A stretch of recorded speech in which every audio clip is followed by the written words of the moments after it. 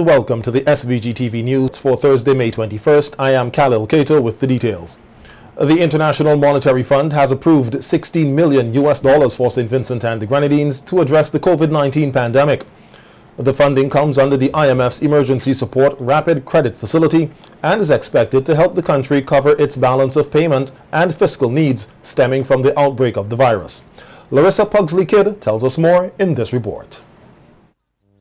SVG had requested emergency financing assistance of its full quota of Special Drawing Rights SDR from the IMF under its Rapid Credit Facility, amounting to $16 million. In a news release issued on Wednesday, the IMF board stated that the pandemic has hit SVG hard as the country's tourism receipts have dried up and the tourism arrivals have come to a complete halt. At a press conference here on Tuesday, Prime Minister Dr. Ralph Gonsalves indicated that the IMF did not approve the entire sum requested and that he was summoned to a meeting with the board to further discuss SVG's financial request. Having seen the staff report from the IMF that we wouldn't get the $41 million EC, approximately. Tomorrow, I was engaged last week, the Minister of Finance and the Director General of Finance and Planning had been involved in the negotiations, and the IMF didn't want to settle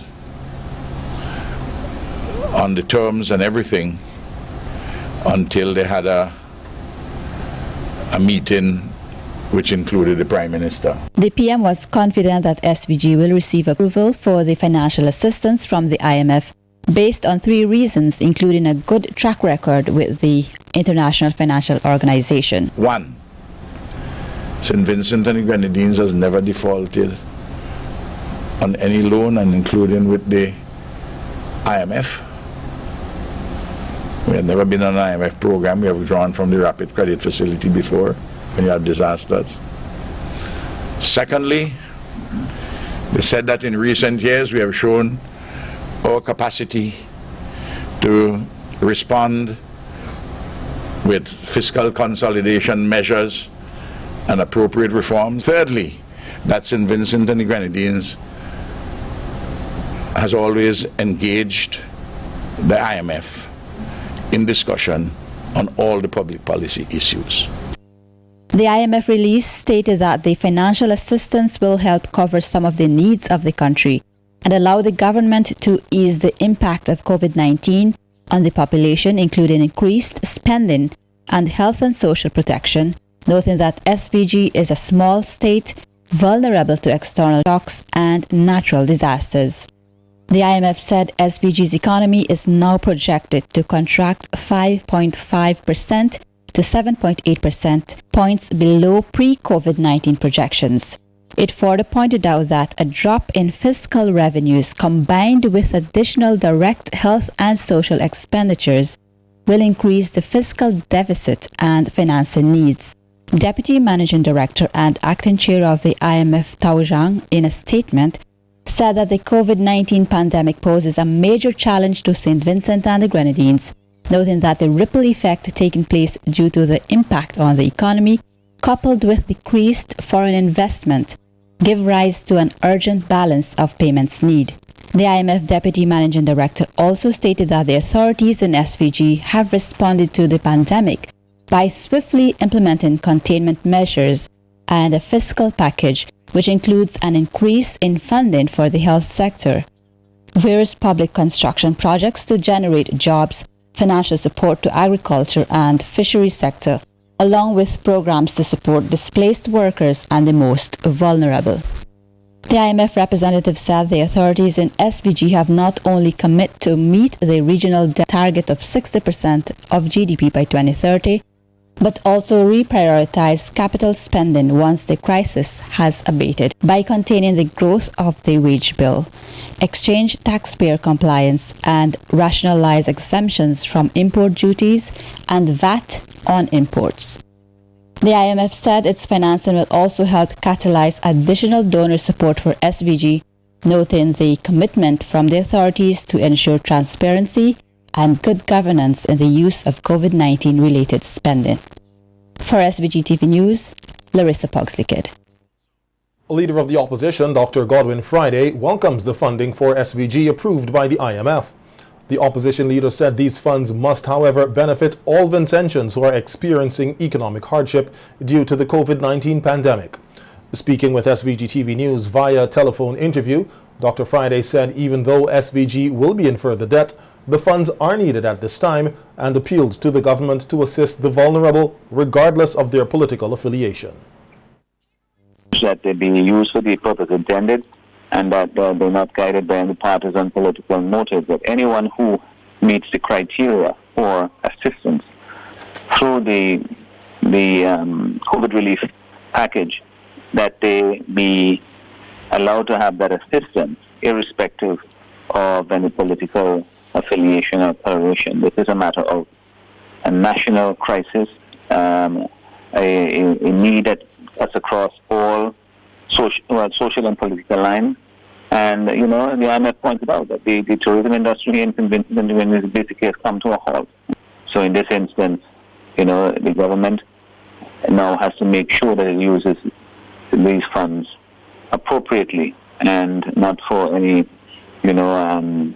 electioneering purposes or for reasons other than that the IMF intended them to.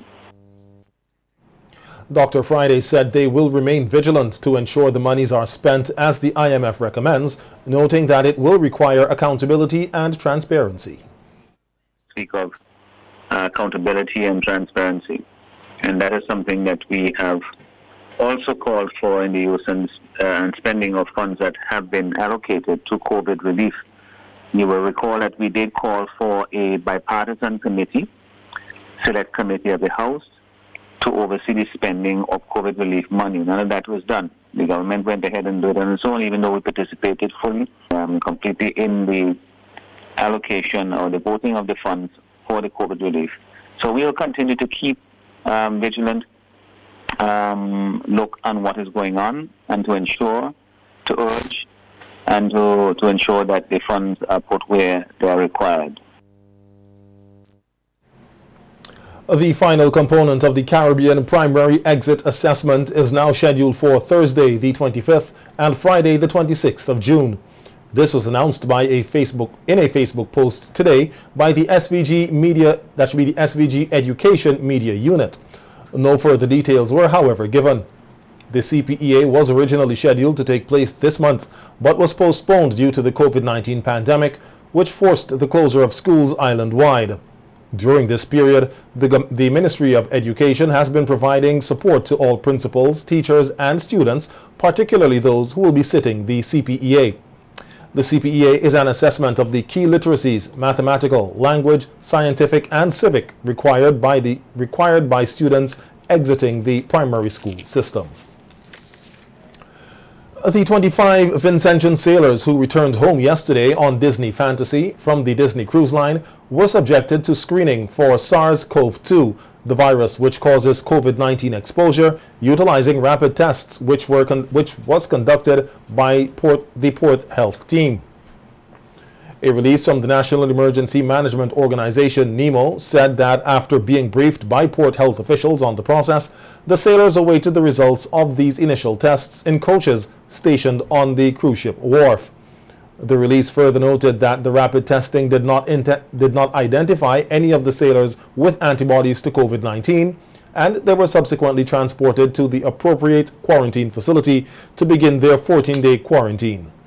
Additionally, the release from NEMO said in keeping with the revised protocol for the repatriation of crew members or sailors, swabs for PCR COVID-19 testing were also taken prior to disembarkation. This is aimed at further minimizing the risk of importation of new COVID-19 cases into SVG. The release said results from these PCR tests are still outstanding. Based on these additional test results and the compliance of the crew members to the court-ordered quarantine, a determination will be made on whether further testing will be required and where the Disney Cruise members will complete their 14-day quarantine. Persons will soon be able to purchase SVG's agricultural produce online with the establishment of a virtual agri-food marketplace. This was announced by Minister of Agriculture Soboto Caesar at a news conference on Tuesday. Minister Caesar said that within the last 2 weeks, 4 buying depots became operational. These depots are in Langley Park, Lacroix, Rose Hall, and Lauders. These locations are currently being used to fill the love boxes that the Ministry of Agriculture has initiated. Minister Caesar said due to the high demand for SVG's produce, his ministry has decided to use various online platforms to market and sell the produce. To the extent now that on a virtual platform, you can stay at your computer in your office in Kingstown and you can see what is being sold at all of these depots. And just like how you do it on Amazon, you can fill your box and have it delivered to you. It is hoped that the online sale of the agricultural produce can commence soon, and Minister Caesar said once established, the intention is to have it utilized regionally under one single market. Operating on a single market and economy. Whether you're looking at the revised treaty of Bassity at the OECF's level or at the revised treaty of Chaguaramas at the level of CARICOM, you can stay in Barbados and order your food from the depot in St. Vincent and the Grenadines. And an entrepreneur can go and collect it and put it on the Admiral Bay that will take it to Barbados and have it delivered to the housewife in Bridgetown. That is the trajectory that we are on at this moment. The Ministry of Agriculture is collaborating with the Food and Agricultural Organization to develop the virtual agri-food marketplace. The use of pumps and the building of small dams were some of the innovative solutions suggested by Agriculture Officer Donowa Jackson to assist farmers in getting their crops watered during this drought condition. Jackson was at the time speaking from the farm of Alec Matthews, which happens to be close to a river. The volume of water at this river is not as high as it used to be, and Jackson suggested that the farmer take some time to build a small dam to improve the water collection for the farm. As you can see, that the river volume has significantly been reduced to almost about a 75% reduction in terms of the flow of the water. In a case like this, what the farmer can do is to actually use stones and actually dam a portion of this part of the river to create a certain level of water. And he can use pumps, okay, that he can use to transfer the water to his farm. So you see his boundary is also with the river as well. It makes it more economical for him to use a pump to get the water closer up, right? And he can do, he can able to increase his revenue and his earning by having the water in tanks. If you have an irrigation system, use the pump water irrigation system to actually mitigate against the effects, the impact of the dry period. Jackson said the use of solar pumps should be of great benefit to many farmers, especially during these times.